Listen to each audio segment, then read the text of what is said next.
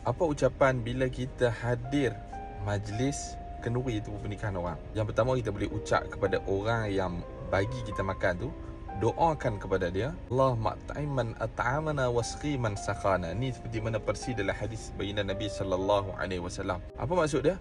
Ya Allah, berilah makan kepada orang yang jamu kami makan, dan berilah minum kepada orang yang memberi kepada kami minuman.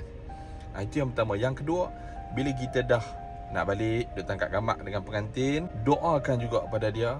Selain daripada kita ucapan tahniah, ucapan itu ni sebagainya, doakan seperti mana yang diajarkan oleh baginda Nabi sallallahu alaihi wasallam. Barakallahu lakuma wa baraka alaikuma wa jama'a bainakuma fil khair.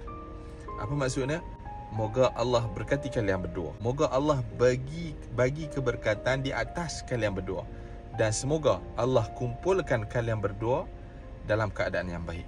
Doa supaya jodoh berpanjangan, dipermudahkan di dalam ujian, dalam kehidupan, dalam rumah tangga dan sebagainya. Dan suka saya nak selit sedikit ingatan.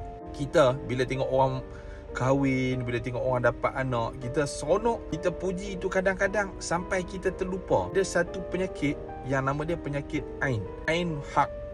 Ain tu adalah satu penyakit yang benar. Ain ni benda apa?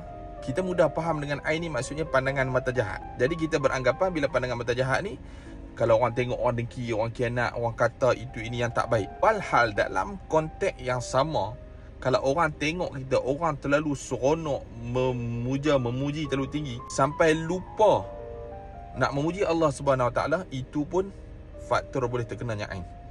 Kita nak puji ni, oh cantiknya, eloknya, serasinya, kita terlupa nak sebut Masya Allah. Kita terlupa nak sebut semua tu adalah pemberian daripada Allah. Itu pun boleh jatuh jadi Ain.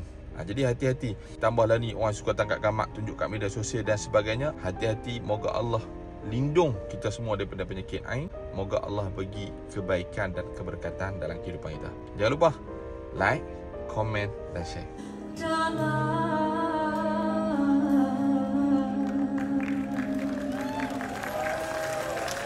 Maha Bahri